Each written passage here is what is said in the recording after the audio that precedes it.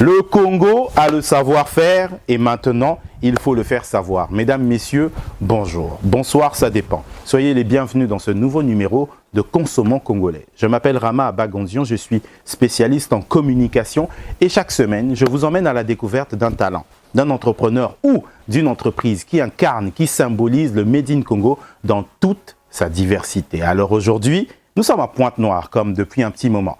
Je vous emmène aujourd'hui à la découverte d'une entreprise. Nous sommes à Ngoyo, Ngoyo, quartier Japon, là où j'ai découvert une entreprise qui se nomme Bio Charbon Wumela. Cette entreprise est spécialisée dans la transformation de déchets végétaux en charbon. C'est totalement spécial, c'est unique, c'est légendaire. Je vous emmène au cœur de ce pays, de notre pays, le Congo, qui transforme et qui a décidé de recycler. C'est spécial, c'est magique, c'est légendaire, c'est dans Je consomme congolais. Suivez.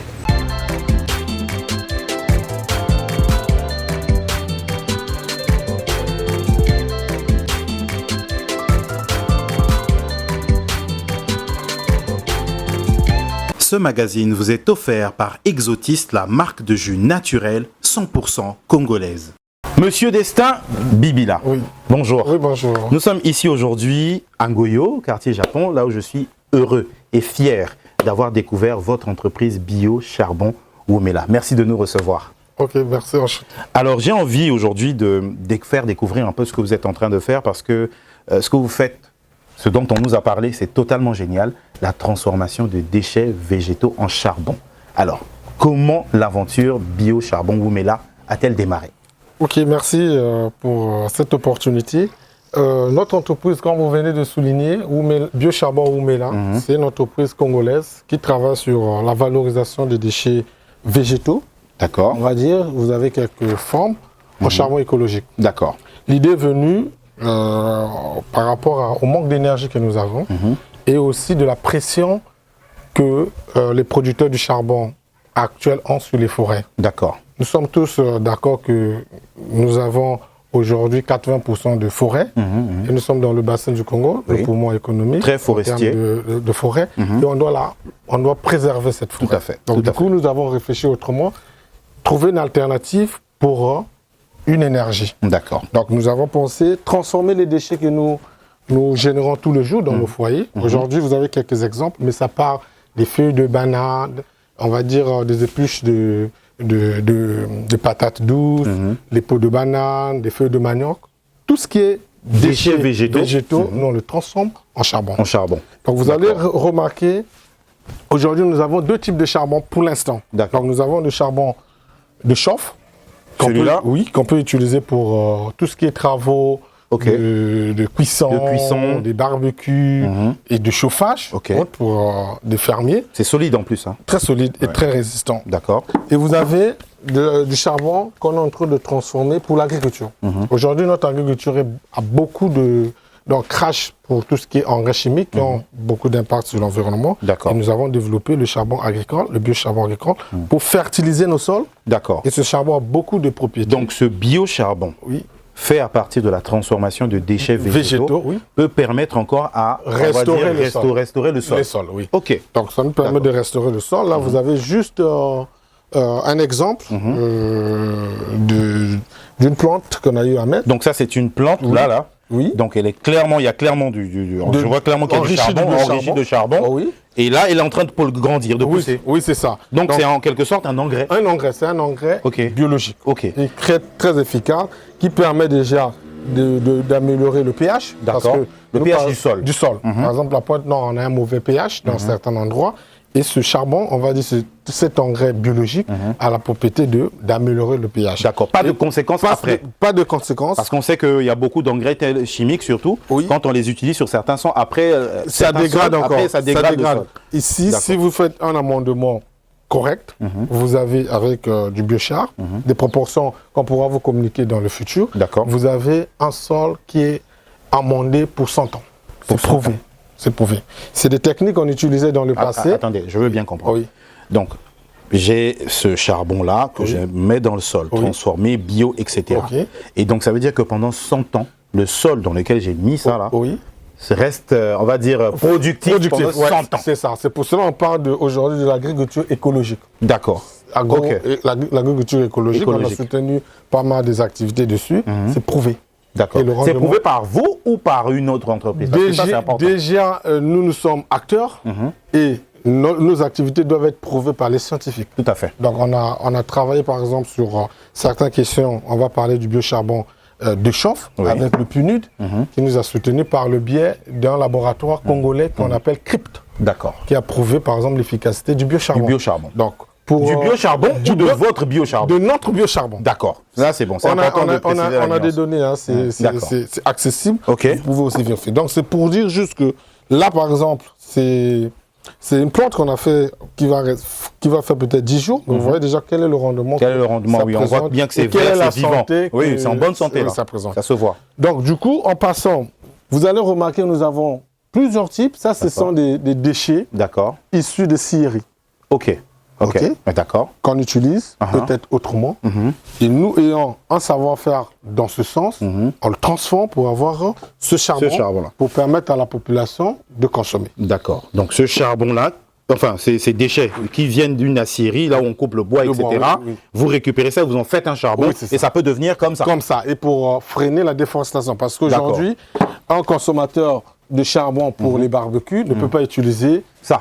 Il peut pas. Sous cette forme. Oui, pas sous cette forme. Oui. Donc il faut transformer pour que ça devienne. Oui, c'est ça. D'accord. Donc du coup, vous avez ça, ce sont des déchets agricoles. Nous avons les maraîchers autour de nous. D'accord. Une fois qu'ils ont terminé de nettoyer, de préparer leur champ, ils rejettent ce type de déchets qui sont des déchets végétaux. D'accord. Et ce déchet, bien sûr qu'on peut l'utiliser pour préparer, mais la forme que ça se présente, c'est pas propre. D'accord. Et ça peut générer de la poussière dans tous les sens. D'accord. Et aussi, on n'a pas la maîtrise de la quantité qu'on aura de ces déchets pour faire un repas. D'accord. Et nous, ayant un savoir-faire, on a transformé en cette forme. Et avec 1 kg ou un demi-kilogramme, vous pouvez faire votre cuisson tranquillement. Très bien. Bah, écoutez, je vous félicite. Merci. C'est vraiment une très très bonne idée, c'est très ingénieux. Maintenant, j'aimerais savoir, quelle est la différence en termes de productivité de ce charbon, bien qu'il soit bio? C'est-à-dire, si on voit les autres types de charbon en général, est-ce que, par exemple, ce charbon-là dure plus? C'est-à-dire qu'en termes d'incandescence, ça conserve plus le feu? Quelle est la particularité, mis à part ça, par rapport à la cuisson? La particularité, c'est ça. Si vous voyez bien, dans notre dénomination, vous avez biocharbon Oumela.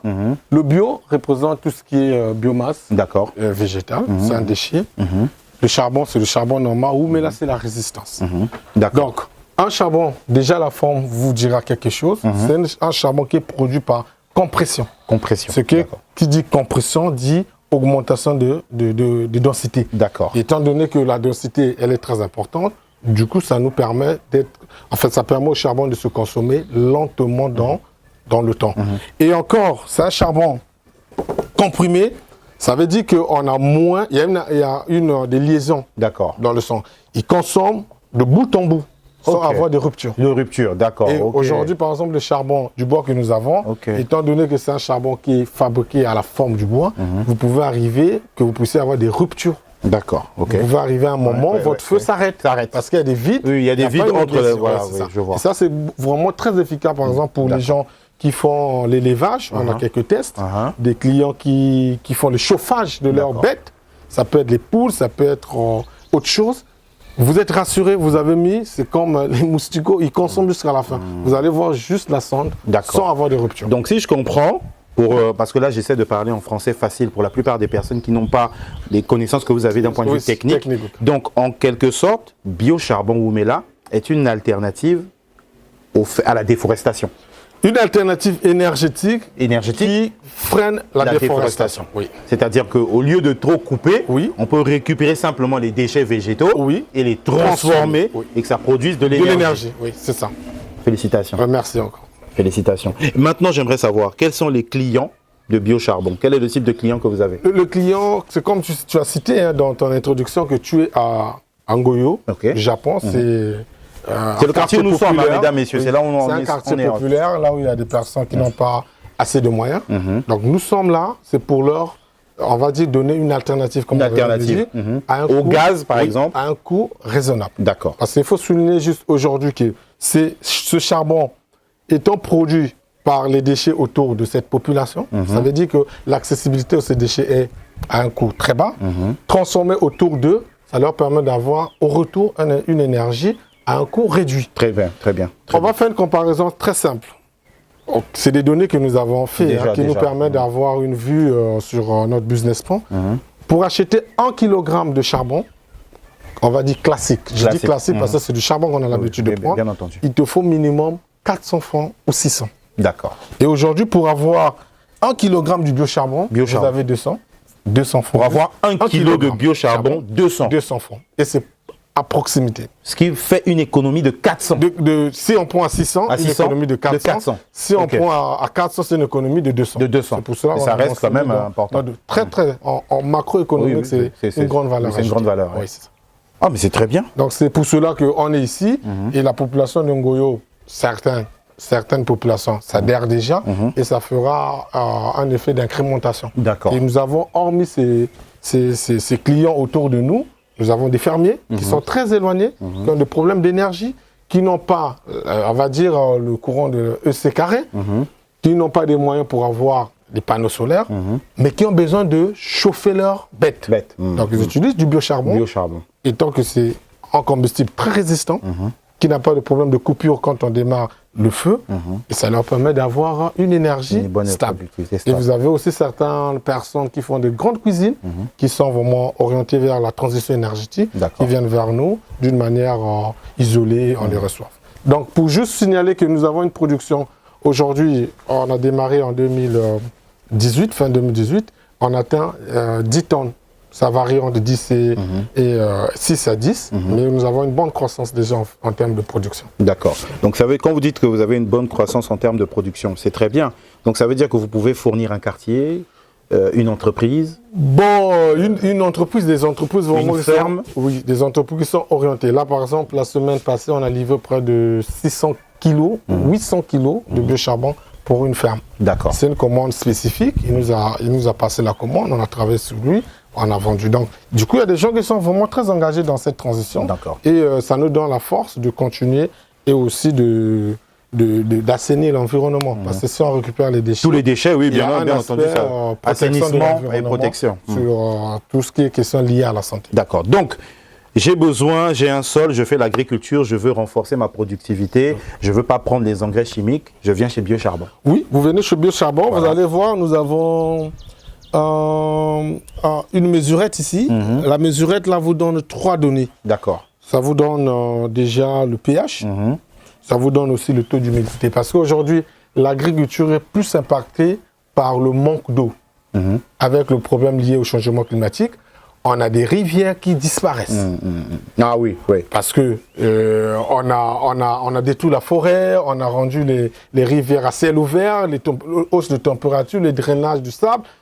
Les rivières ont disparu. Et du coup, l'agriculture, étant donné que nécessite de l'eau pour la vie des plantes, le biocharbon arrive aussi pour compenser la consommation d'eau. D'accord. Et ça te permet de fertiliser, comme on a dit. Ça te permet, étant donné que ça crée de l'humidité, ça améliore la vie microbienne. Parce qu'aujourd'hui, tu as la biodiversité souterraine qui doit vivre pour permettre un binage naturel ou... l'ambiance dans le... Ce magazine vous est offert par Exotiste, la marque de jus naturel 100% congolaise. Dans le sol. Donc, pour l'agriculture, biocharbon. Oui. Pour le chauffage dans les fermes, à la maison, biocharbon. Et pourquoi d'autres encore? Oui, donc c'est une bonne question. Aujourd'hui, nous avons 2 produits phares, mais tenez-vous bien que le charbon ou le biocharbon aura 10 sous-produits. D'accord. On parle déjà dans nos rayons, par exemple, des pâtes dentifrice à charbon. C'est du biocharbon. C'est la même matière première. La même matière. Vous allez parler, par exemple, dans l'high-tech. L'high-tech, on parle de charbon dans les machines. D'accord. C'est le même charbon. Vous allez parler de la médecine. Et le charbon désintoxe. Ok. Oh oui, c'est vrai que ça contribue à désintoxiquer. Vous avez aussi on va parler dans l'élevage. On peut mettre un pourcentage du biocharbon dans l'aliment des bétails pour augmenter leur résistance et booster aussi leur productivité. Vous en avez aussi dans le génie civil. C'est utilisé comme intrant dans la construction. Oui, du biocharbon. Pour faire quoi dans la construction? Pour le ciment, pour le béton. Oui, avec le béton. D'accord. Oui. Et ça sert à quoi? Et ça, c'est, on va dire, ça c'est la transformation primaire. D'accord. Donc, une fois qu'on a carbonisé ceci, on a la sonde. Et étant donné qu'on a plusieurs déchets d'origine, il faut les broyer pour avoir une forme unique. D'accord. Et la forme unique nous permet de faire la transformation avec les presses pour avoir cette forme. Parce que si on avait des plus gros, le plus petits, ça devait être compliqué pour les comprimer. D'accord. Donc ça, c'est la poudre. Et cette poudre, on peut aussi tout de suite amender les sols avec. D'accord. Et vous savez bien que la poudre a une possibilité de s'intégrer facilement dans le sol. Oui, tout à fait. Félicitations. Merci. C'est très scientifique, hein. Ben, je vous encourage. Merci. Mesdames, messieurs, vous le voyez, dans notre pays, on a le savoir-faire. On a des compétences comme Monsieur Destin Bibila, qui est promoteur responsable de l'entreprise Bio Charbon Woumela, spécialisée dans la transformation de déchets végétaux en charbon. Et donc, mesdames, messieurs, je ne sais pas quoi d'autre dire. J'ai une question. Quel est le process, rapidement? Quel est le processus à partir du moment où vous trouvez les déchets? Le processus, ça passe par quoi pour obtenir ça au final? Ok, bon. En termes de machines, nous avons 5 grandes parties. D'accord. Donc nous avons la collecte. Une fois qu'on a la collecte, on a des déchets. D'accord. On fait le tri. On carbonise. Ok. Pour obtenir cette poussière-là. Une fois c'est carbonisé, on fait une transformation. Une transformation, ça veut dire qu'on mélange la poudre avec des additifs. Je vais citer ici le liant qui est l'amidon, un liant alimentaire. Ou l'argile. L'argile aussi, c'est un liant alimentaire. D'accord. Une fois qu'on a ça, on passe au moulage. Les moules dépendent du client. D'accord. Il peut y avoir des gens qui vont dire, mais on a besoin du biocharbon comme pour les chichas, on les fabrique. Sauf que c'est prohibé. D'accord. On les fabrique pas. Oui, on interdit ça. Oui, mais les formes là, on peut le faire. D'accord. Quelqu'un va nous dire, on a besoin de ça, des ronds, des carrés. On a des moules pour donner cette forme. Et une fois que c'est moulé, vous avez le séchage qui est là, la dernière étape. D'accord. Et aujourd'hui, on le sèche au soleil. C'est aussi écologique pour éviter les consommations d'énergie. Et nous avons 3 jours d'un bon ensoleillement. Vous avez le combustible qui est prêt à... En une journée. En une journée. Ça, c'est pour... Non, en 3 jours. En 3 jours. D'ensoleillement. Pour obtenir ça, là, c'est solide comme ça. Oui. Maintenant, si on a besoin pour l'agriculture, inutile de faire les liants, inutile de comprimer, on passe donc de la carbonation au broyage et on peut utiliser dans l'exploitation. Directement. Je voulais juste souligner une chose. Vous allez remarquer plus bas, nous avons montré les objectifs du développement durable que nous intervenons. Donc, on passe de la consommation responsable, l'action climat, ça veut dire que l'assainissement, la préservation des eaux, on est là. Et ça, c'est la santé. D'accord. Parce que quand le déchet n'est pas bien maîtrisé, ça peut générer certains des ennuis. Vous avez les eaux, la protection des eaux. J'ai parlé des engrais chimiques. Si vous utilisez des engrais chimiques, cette pollution peut arriver dans les eaux, ça va détruire la vie aquatique. Donc vous avez zéro fin. Ça, c'est juste pour montrer que notre participation à la réduction du coût, le coût d'acquisition, peut faire des économies pour un foyer, pour ne pas manquer demain à manger. Il faut souligner quand même que le prix du combustible a un impact au moins à 40% dans le foyer de la ménagère. D'accord. Donc si on résout quand même le prix d'acquisition, ça va impacter. Donc vous avez de l'énergie, vous avez la construction, comme je disais. Une chose que j'avais oubliée, c'est aussi un filtre à eau. Très efficace. Le charbon? Oui. Peut-être vous avez déjà entendu parler de filtre à charbon. Non, j'ai jamais entendu parler. Donc le charbon fait partie des éléments qui rentrent dans le filtrage d'eau. Et c'est prouvé que c'est un filtre primaire très efficace. Et aujourd'hui, peut-être avec la chimie, on va dire, tout ce qui est industrialisation, on a oublié, mais ça filtre l'eau et de la qualité très, très, très nette. Donc, je voulais juste montrer les objectifs que nous avons. C'est très bien. Et aujourd'hui, on est sur 4 ou 5 déjà objectifs que nous travaillons. Félicitations. Mesdames, messieurs, le Congo a le savoir-faire, vous avez entendu ça? C'est tellement technique, bien expliqué que j'ai rien à ajouter, tout est clair. Si vous avez des questions, vous pouvez les écrire en commentaire, comme ça il pourra voir ça lorsqu'on publiera cette vidéo. Donc, comment faire pour joindre Biocharbon? La question à $1 million, c'est celle-là. Oui, pour joindre Biocharbon, nous avons un numéro. Oui. C'est le 06 977 39 20. C'est ouvert H24. WhatsApp intégré. Vous avez aussi notre site. D'accord. Vous avez www.établissementwoumela.com.